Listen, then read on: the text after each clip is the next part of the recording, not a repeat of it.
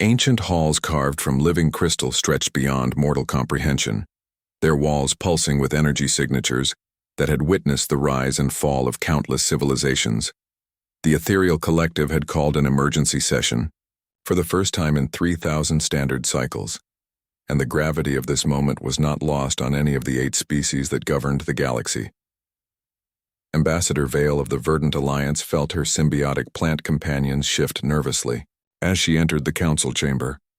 Her people had always been the voice of peace among the 8, preferring diplomacy to warfare, but today she sensed something different in the crystalline atmosphere. The other 7 members were already present, their various forms of communication creating a complex web of thoughts and intentions that made her nervous. Admiral Roth of the Hegemony stood at his designated platform, his metallic form reflecting the chamber's ethereal light. His people were warriors by nature, having conquered dozens of systems through superior military strategy and overwhelming force. Today he carried data tablets containing information that would change the course of galactic history, though none present could have predicted the catastrophic consequences of their coming decision. The Silicon Dominion representative, a massive creature of living rock and precious metals, spoke first through harmonic vibrations that translated into words. We have gathered because new intelligence suggests a primitive species may soon pose a threat to galactic stability. Roth activated his holographic display, showing a small blue and green planet orbiting a yellow star in the outer rim territories. This world contains approximately 8 billion members of a species that calls itself human, he began, his mechanical voice carrying undertones of dismissal. Our long-range sensors indicate they have recently developed nuclear fission weapons and primitive chemical rocket propulsion. The Aquatic Federation's representative, floating in her specialized water tank, bubbled her response. Surely such primitive technology cannot pose any real threat to our established order. Under normal circumstances, you would be correct, Roth replied, manipulating the hologram to show closer images of human cities and military installations. However, these creatures exhibit behavioral patterns that concern our strategic analysts. They wage war against their own kind with remarkable persistence and creativity. Their military doctrines emphasize adaptation and improvisation over rigid, tactical doctrine. Ambassador Vale studied the images of human settlements with growing unease. She had reviewed similar reports about dozens of species over her centuries of service, but something about these particular beings troubled her. Their cities showed evidence of rapid technological advancement, and their military installations suggested a level of coordination that seemed unusual for such a young civilization. The hive consciousness, speaking through thousands of coordinated voices, expressed their collective thoughts. We have observed similar species before. Most accept their place in the galactic order once they understand our overwhelming superiority. Those who resist typically fall within standard cycles. The psionic order's representative, a being of pure mental energy contained within a crystalline shell, projected images directly into the minds of all present. These showed human conflicts throughout their history, demonstrating tactics that ranged from conventional warfare to guerrilla resistance to technological innovation born from desperate necessity. Their psychological profiles are unlike anything in our databases, the psionic order communicated. They appear to possess an irrational willingness to fight against impossible odds. Our models cannot predict their behavior with acceptable accuracy. Admiral Vale raised her hand for attention, feeling her plant companions grow more agitated. Perhaps we should consider peaceful contact first. Many species respond favorably to diplomatic overtures when approached with respect and understanding. Dortier. Machine Collective's response came through electronic harmonics that filled the chamber. Diplomatic contact with primitive species violates established protocols. First contact must occur only after proper evaluation of threat potential. Current data suggests these humans require immediate pacification before they develop interstellar capabilities. Roth nodded his metallic head in agreement. Our strategic doctrine is clear. Species that demonstrate aggressive tendencies and rapid technological advancement must be contained before they can threaten galactic stability. The humans have already begun exploring their local star system, and have sent primitive probes to nearby planets. The Nomad Fleet's representative, appearing as a shimmering holographic projection from their wandering ships, added their perspective. We have monitored their communications for several cycles. They speak constantly of exploration, expansion, and the conquest of space. Their entertainment media glorifies conflict and celebrates warriors who fight against overwhelming odds. Ambassador Vale felt a chill despite her warm-blooded physiology. Surely their primitive technology makes them harmless for centuries to come. Why not observe them longer before taking action?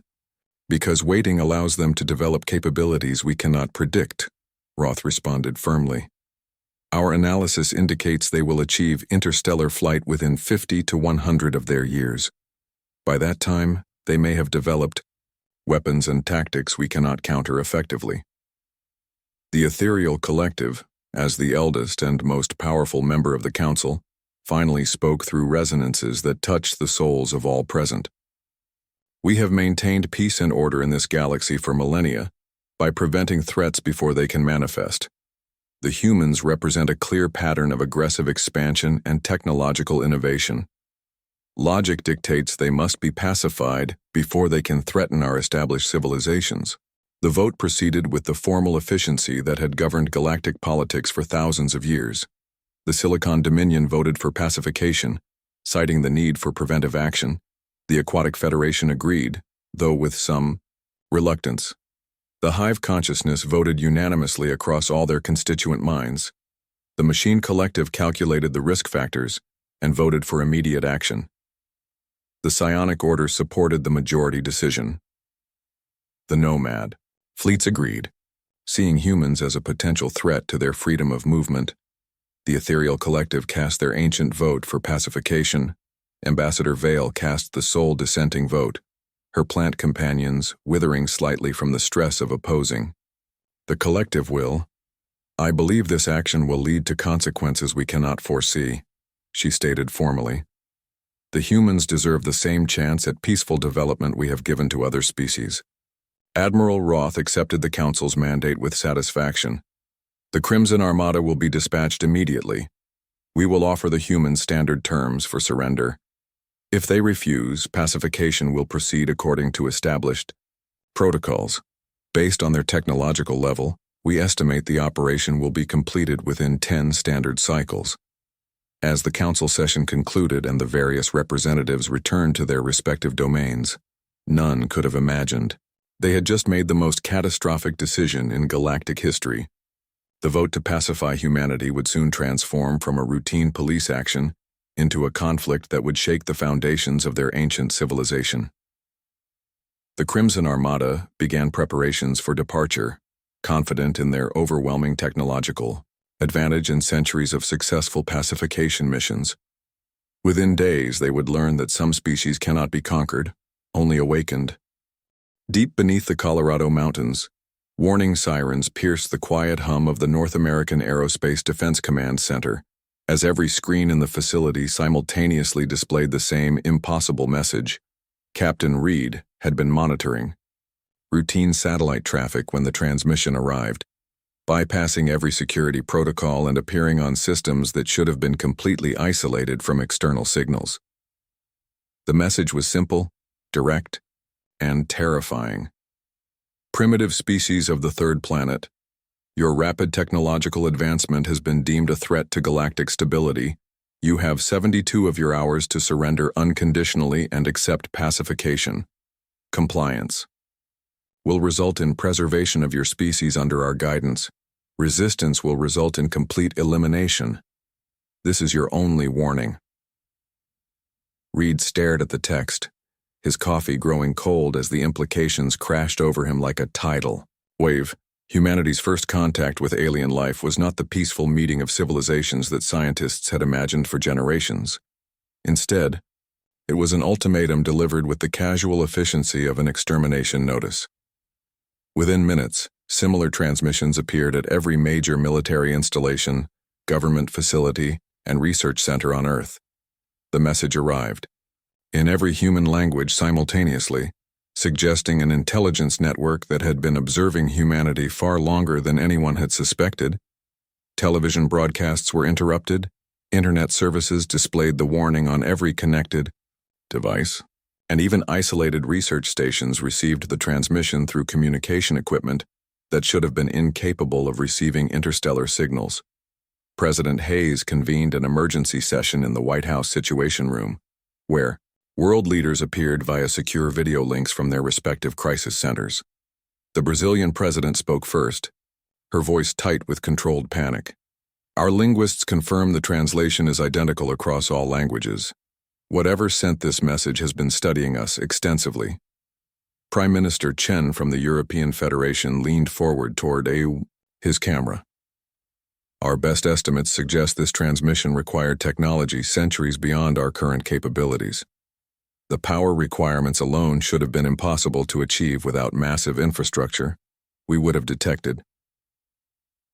General Stone, commanding officer of the newly formed Earth Defense Coalition, activated his tactical displays. Intelligence suggests we're facing a threat that could potentially destroy our entire planet. However, we've also detected massive energy signatures moving toward our solar system. Whatever's coming, it's big, and it's bringing friends. Dr. Patel from the International Space Research Consortium presented her preliminary analysis. The transmission itself contains technological information we can barely comprehend. The signal propagation patterns suggest faster-than-light communication, and the universal translation implies computational power that dwarfs our most advanced systems. President Hayes looked around the room at faces that reflected humanity's first encounter with its own cosmic insignificance. How long do we have before these forces arrive? Based on the energy signatures we're tracking, approximately 68 hours, Stone replied. They're traveling faster than light, but they seem to be decelerating as they approach our system. This suggests they want to arrive with precision rather than maximum speed. The Russian premier spoke from his bunker beneath Moscow. What military assets do we have available? Stone activated a holographic display showing Earth's orbital defenses and spacecraft. The combined human fleet consists of 437 vessels of various sizes. Most are equipped with fusion drives and kinetic projectile weapons. We have nuclear capabilities, but nothing designed for space combat against unknown technology. Dr. Patel interrupted with growing excitement. The alien transmission itself might be our best weapon. I've been analyzing the signal structure, and it contains embedded technical specifications. They're so confident in their superiority that they didn't bother to encrypt basic operational parameters. What does that mean for our defense planning? Hayes asked. It means we can start adapting their technology immediately, Patel replied. The transmission includes data on their shield frequencies, communication protocols, and power distribution systems. They essentially gave us their technical manual because they never imagined we could understand it. Admiral Cross of the Pacific Fleet leaned back in his chair. Even with their technical specifications, we're still facing impossible odds. Our weapons are primitive compared to what they're bringing. Maybe that's our advantage, General Stone said thoughtfully. They're expecting to face a civilization that fights according to their understanding of warfare. But humans have never fought fair when survival is at stake. The Japanese Prime Minister activated his communication link. Our manufacturing centers are already beginning production of modified weapons based on Dr. Patel's analysis. If we're going to fight, we need every possible advantage. President Hayes stood and faced the assembled world leaders. 70 years ago, my grandfather fought in a war where ordinary people faced an enemy that seemed unstoppable. They won because they refused to surrender and fought with everything they had. Today we face a threat that makes those challenges look small, but the principle remains the same. The Brazilian president nodded grimly. What are you proposing? Total mobilization, Hayes replied. Every nation, every military force, every scientist and engineer working together. We tell these aliens that humanity doesn't surrender, and if they want our planet, they'll have to take it from our cold, dead hands. Stone began issuing orders to his staff. Begin immediate deployment of all available vessels. I want our ships positioned throughout the solar system in defensive formations. Use the asteroid belt for cover and prepare. Ambush positions around Jupiter and Saturn. Dr. Patel coordinated with research teams worldwide. We need to weaponize everything we can learn from their transmission. Focus on disrupting their shields and communication systems. If we can't match their firepower, we'll have to outthink them. As the countdown to first contact continued, humanity's response took shape with characteristic determination and ingenuity. Weapons factories retooled their production lines for space combat. Scientists worked around the clock to reverse engineer alien technology from a single transmission. Military forces from every nation coordinate their efforts for the first time in human history.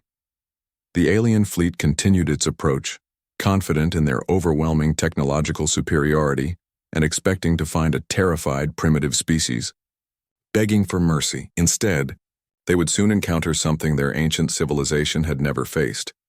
A young, aggressive species that viewed impossible odds as a challenge rather than a reason to surrender.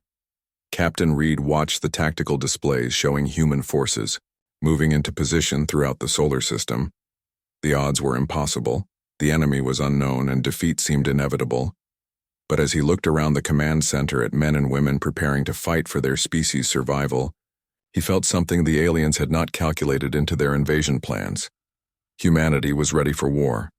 Emergency klaxons echoed through the crystalline halls as Commander Nash transmitted his impossible report across interstellar distances. The Crimson Armada, pride of the galactic military and victor in countless pacification campaigns, was requesting immediate reinforcements against a species that barely possessed interplanetary travel capabilities.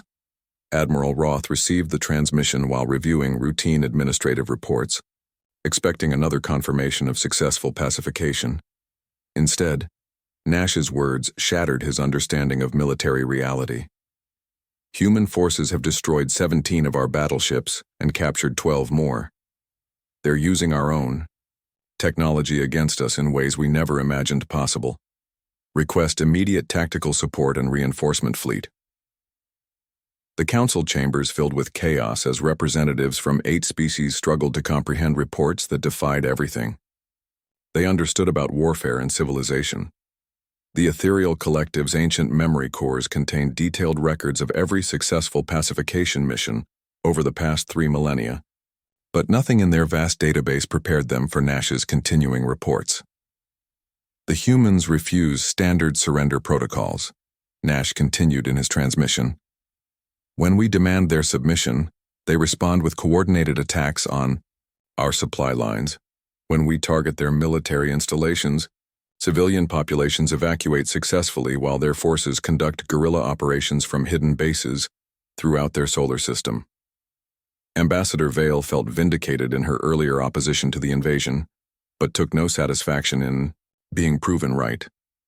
The human resistance was evolving beyond anything the Council had anticipated, and each report from the front lines painted a picture of tactical innovation that bordered on impossible.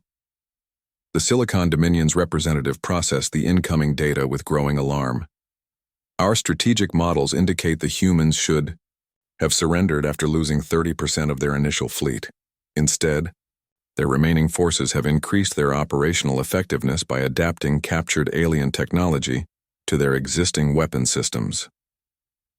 Commander Nash's next transmission arrived with emergency priority coding.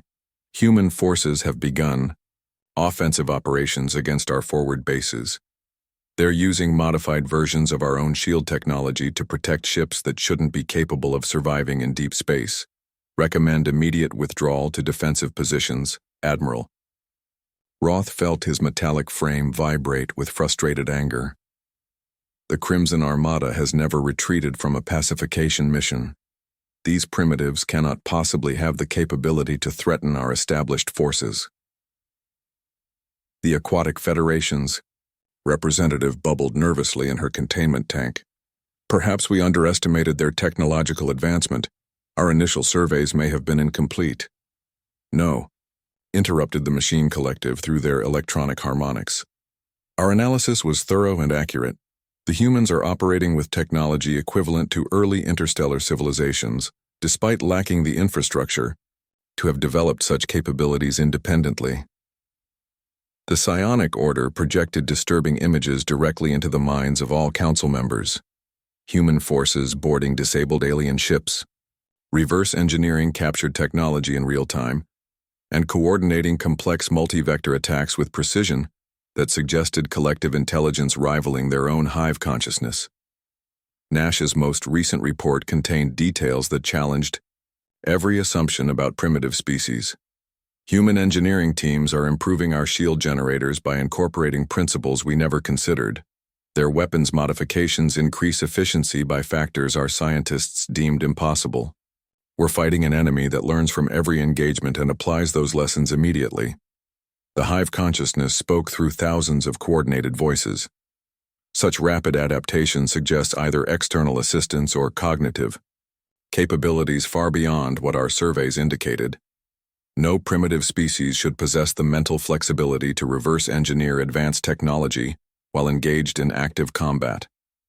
Ambassador Vale accessed the diplomatic records of previous pacification missions. In every historical case, primitive species either surrendered immediately upon recognizing our technological superiority or fought desperately with their existing weapons until exhaustion forced capitulation.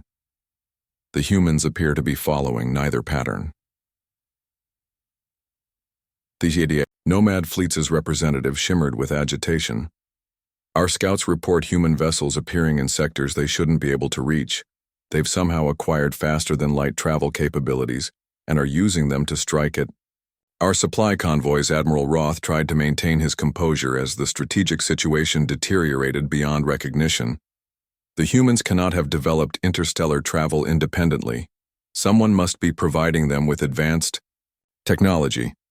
Our intelligence networks detect no evidence of external assistance, replied the Ethereal Collective. The humans appear to be developing these capabilities through analysis of our own technology. They're learning from our attacks and turning our advantages against us. Commander Nash's final transmission of the cycle contained the most shocking revelation yet. Human diplomatic channels are broadcasting surrender offers to our individual ship commanders. They're promising safe passage and technological exchange to any forces willing to defect. From the pacification mission, several auxiliary vessels have already accepted their terms. The council chamber fell into stunned silence as the implications became clear. Not only were the humans resisting pacification, they were actively recruiting alien forces to their cause through a combination of military pressure and diplomatic incentives. The machine collective processed the tactical data and reached a disturbing conclusion. Current projections indicate the Crimson Armada will suffer complete tactical defeat within 15 standard cycles if current trends continue. The humans are winning through methods our strategic databases cannot categorize. The Psionic Order shared their psychological analysis of intercepted human communications. These beings do not fear death in combat. They view overwhelming odds as motivation rather than deterrent. Their cultural concepts translate roughly as, "Come and take it," and "Remember the fallen." They fight with emotional intensity that enhances rather than impairs their tactical effectiveness. Admiral Roth began issuing orders for military reinforcement, but the Aquatic Federation representative interrupted him. "Before we escalate this conflict further, perhaps we should reconsider our approach. The humans have demonstrated capabilities we did not expect. Maybe diplomatic contact would be more effective than continued military action. Diplomacy with primitives violates our established protocols," Roth replied firmly. "We cannot allow a single species to successfully resist pacification. Such an example would encourage other primitive civilizations to challenge our authority." Ambassador Vale felt her plant companions writhing with distress as she prepared to voice her growing concerns. What if we're wrong about their primitive status? What if these humans represent something we haven't encountered before?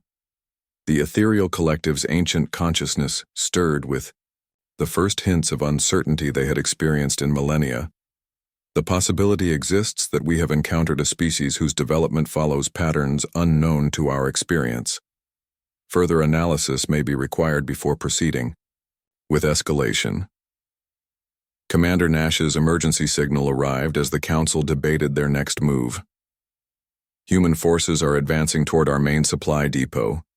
They're broadcasting messages in our own languages, offering peaceful surrender and technological cooperation. Request immediate instructions on how to respond to enemy offers of mercy. For the first time in galactic history, the 8-member council faced a crisis that challenged the fundamental assumptions of their civilization. The humans were not just resisting pacification, they were transforming the very nature of the conflict into something unprecedented. The war that was supposed to end in cycles was becoming a challenge to everything. The galactic order had built over thousands of years.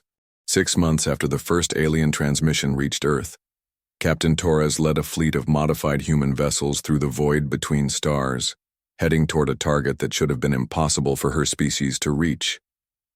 The Kepler supply depot served as a crucial logistics hub for alien forces throughout this sector of the galaxy, and its destruction would cripple their military operations for years.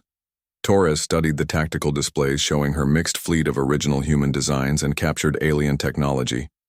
Her flagship, originally a cargo hauler from the Mars, shipping lanes, now mounted shield generators reverse-engineered from defeated enemy vessels. The escort ships included everything from military destroyers to converted civilian spacecraft, all upgraded with weapons that human engineers had improved beyond their original specifications. Dr. Patel had worked miracles with the captured alien technology. But the real breakthrough came when human engineers began asking questions the aliens had never considered. Why did their shield generators operate at such inefficient frequencies? Why were their weapon systems designed with so much redundant complexity? Human solutions were simpler, more direct, and surprisingly more effective. The supply depot appeared on long-range sensors as the fleet dropped out of faster-than-light travel. Torres had learned to pilot alien FTL systems through a combination of captured technical manuals and pure human stubbornness. The technology worked on principles that human science was only beginning to understand, but practical application didn't require complete theoretical knowledge. "All ships, this is Torres," she transmitted to her fleet. "Remember, we're here to eliminate their military capability, not to cause unnecessary casualties. Any alien personnel who surrender will be treated according to the terms we've been broadcasting throughout the galaxy."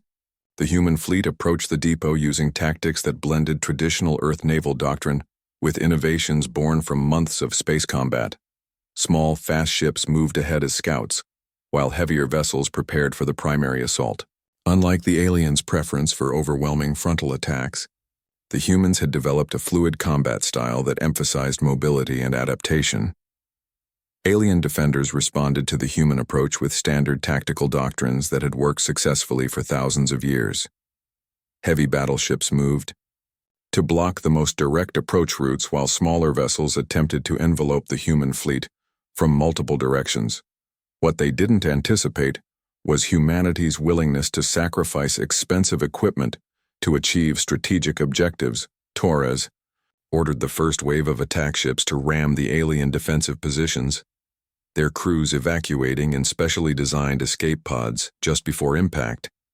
The alien shields that had seemed impenetrable to energy weapons proved vulnerable to kinetic impacts delivered with sufficient momentum.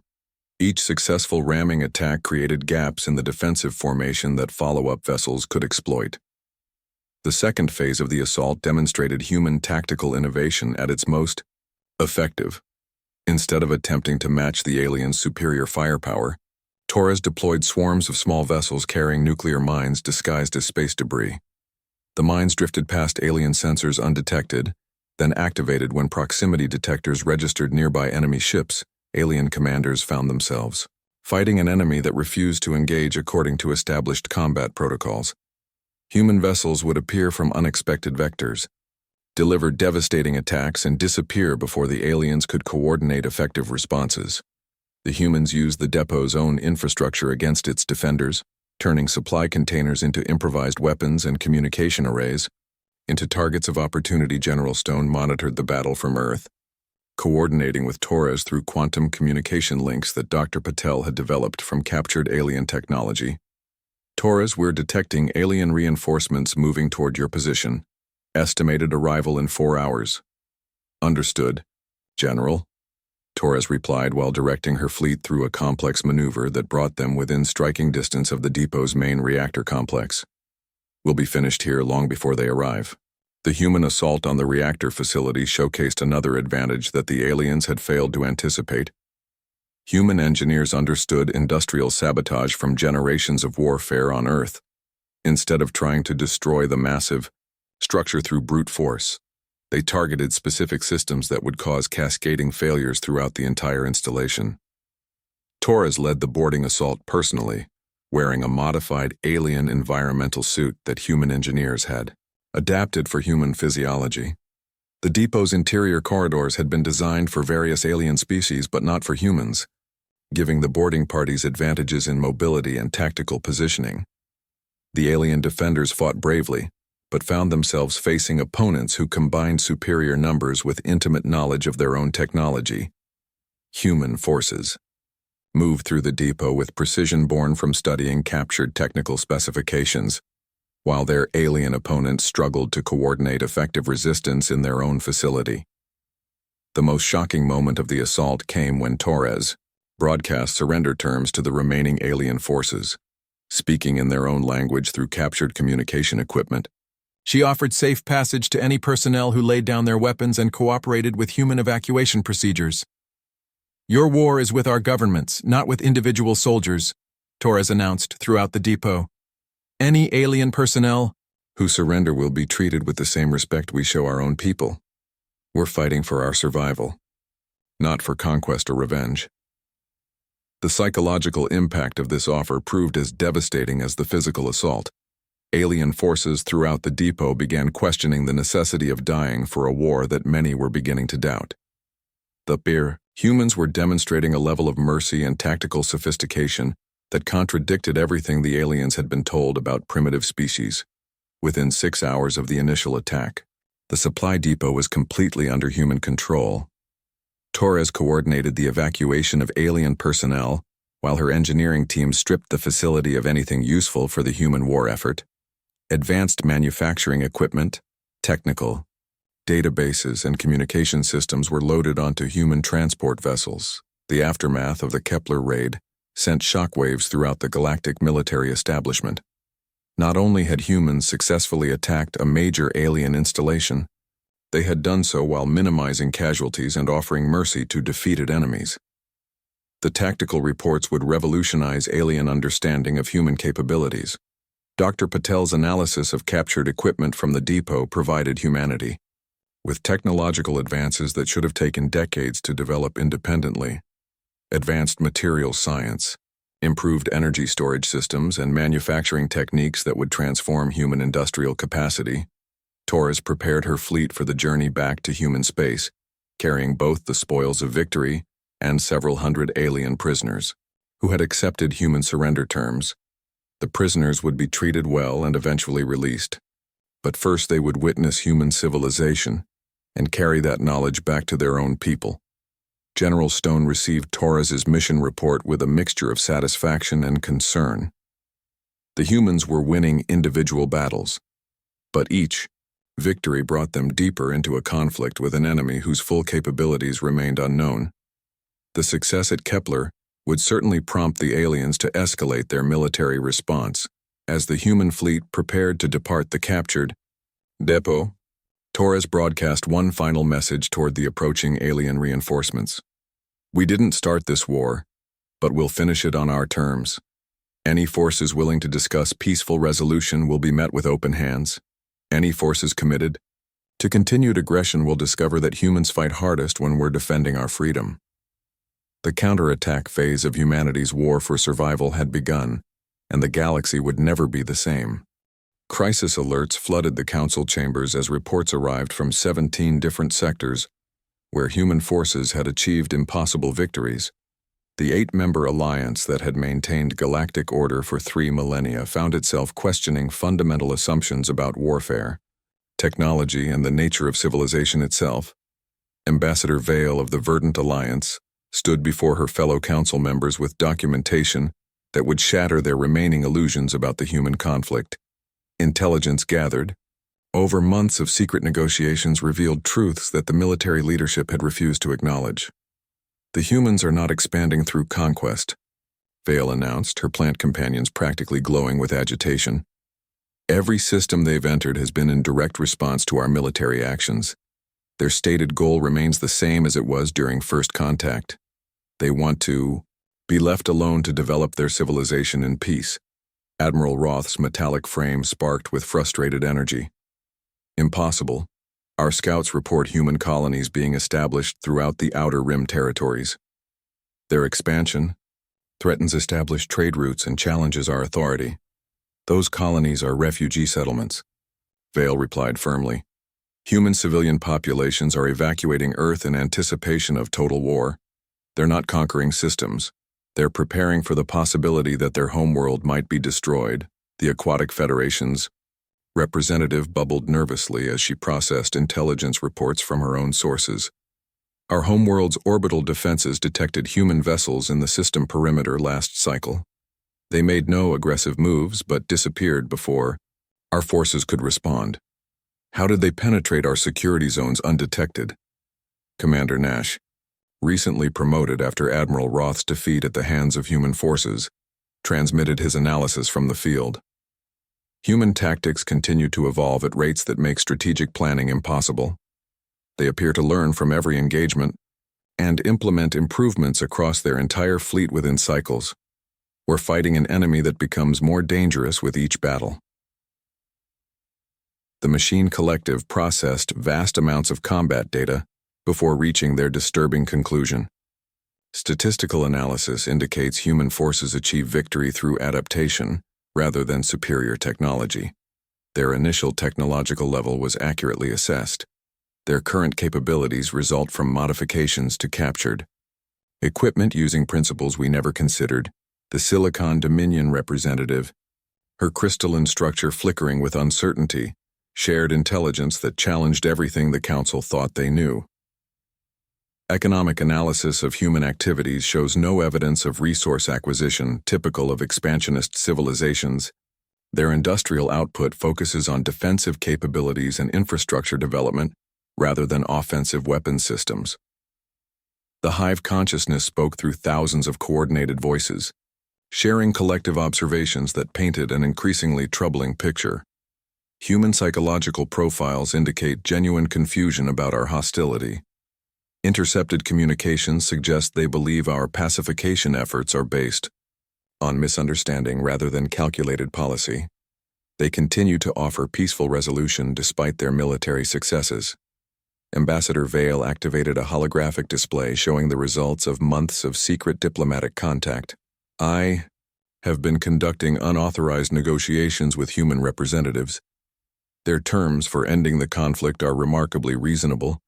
They seek formal recognition as a sovereign species, guaranteed territorial boundaries and agreements to prevent future unprovoked attacks. The revelation that the Verdant Alliance had been conducting independent diplomacy sent shockwaves through the chamber. Admiral Roth's optical sensors flared with anger as he processed the implications of Vale's secret activities. Unauthorized diplomatic contact violates established protocols, Roth declared. Such actions undermine Council authority and encourage primitive species to believe they can negotiate as equals. These humans are hardly primitive anymore, Vale replied. Their technological advancement in the past year exceeds what most species achieve in centuries. We're no longer dealing with the civilization we initially evaluated.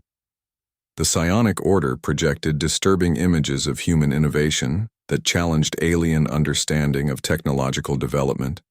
Manufacturing facilities that could produce advanced starships using hybrid human-alien technology, research centers where human scientists were developing theoretical frameworks that explained alien technology in terms alien scientists had never considered. The Nomad Fleet's representative shimmered with growing concern. Human vessels now appear throughout our traditional territories. They don't interfere with our activities, but their presence suggests surveillance capabilities we cannot detect. We're being watched by an intelligence network we don't understand. Commander Nash transmitted his most recent field report. Human forces have begun establishing permanent installations in captured systems. However, These appear to be defensive positions rather than military bases. Civilian populations in occupied territories report fair treatment and respect for local customs. The ethereal collective's ancient consciousness stirred with unprecedented uncertainty. Their vast memory cores contained records of thousands of successful pacifications, but nothing comparable to the human resistance. For the first time in millennia, they questioned whether their established policies were appropriate for this situation. Analysis of human behavior patterns suggests we may have fundamentally misunderstood their intentions. The collective communicated through harmonic resonances that touched every mind present. Their actions indicate a species fighting for survival rather than pursuing aggressive expansion. Admiral Roth struggled to maintain his position as mounting evidence contradicted his military doctrine. Regardless of their intentions, these humans have demonstrated the capability to threaten established galactic order. We cannot allow any species to successfully resist pacification.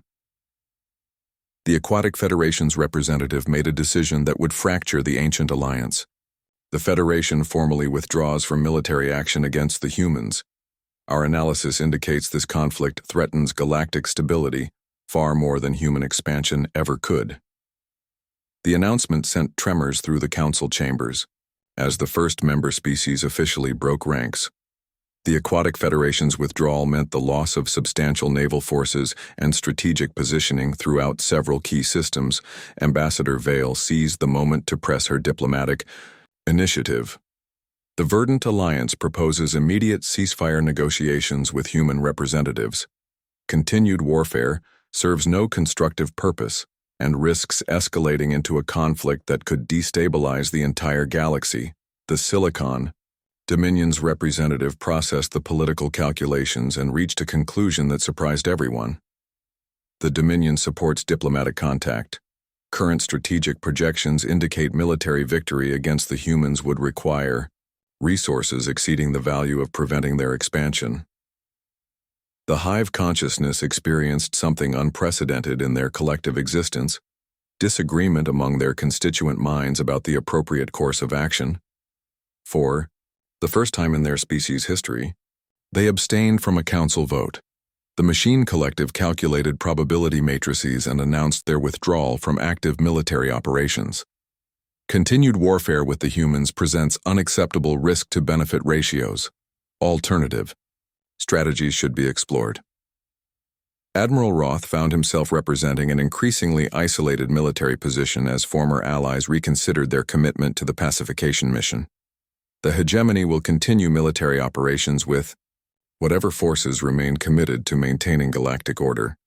Commander Nash transmitted one final report that would determine the future course of the conflict. Sir, I'm receiving surrender requests from multiple ship commanders. They're asking permission to accept human terms rather than continue what they consider a hopeless mission. Morale throughout the fleet has collapsed. The Galactic Council that had ruled for millennia faced its first existential crisis. The humans had done more than resist pacification. They had exposed fundamental weaknesses in the ancient alliance and forced a reckoning with the assumptions that had guided galactic civilization for thousands of years. As the council session dissolved into chaos and former allies prepared to pursue independent policies, humanity continued its improbable war for survival, unaware that their greatest victory would not be won on any battlefield. 1 year after the first alien transmission threatened Earth with extinction, Ambassador Vale sat across from President Hayes in a conference room that represented the impossible. The Luna Station had been constructed using a combination of human engineering and alien technology, creating a structure that neither species could have built independently. The peace negotiations that nobody had expected were reaching their historic conclusion.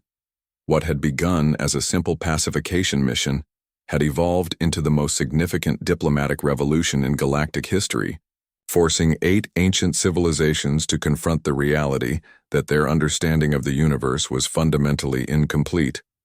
President Hayes reviewed the treaty documents displayed on screens that incorporated both human interface design and alien information processing capabilities. The terms were unprecedented in their scope and implications, establishing humanity not as a conquered species, but as an equal member of the galactic community. The revised Galactic Council recognizes humanity as a sovereign interstellar civilization with full rights to exploration, colonization, and technological development throughout designated sectors. Hayes read from the primary agreement. Human territorial claims in the Sol system and 17 additional systems are formally acknowledged and guaranteed against future interference. Ambassador Vale felt her plant companions rustling with satisfaction as she witnessed the completion of negotiations that had required months of careful diplomacy. The remaining council members had been forced to abandon centuries of established doctrine in order to address the crisis that humanity had created through their refusal to surrender. Dr. Patel entered the conference room, carrying technical specifications that represented the most remarkable aspect of the peace settlement. The integration of human and alien technologies had produced innovations that neither civilization could have achieved independently, creating possibilities that excited scientists from both communities. The hybrid propulsion systems are operating at efficiency levels 30% higher than anything previously achieved, Patel announced. Human modifications to alien technology have resulted in breakthroughs that are revolutionizing our understanding of physics.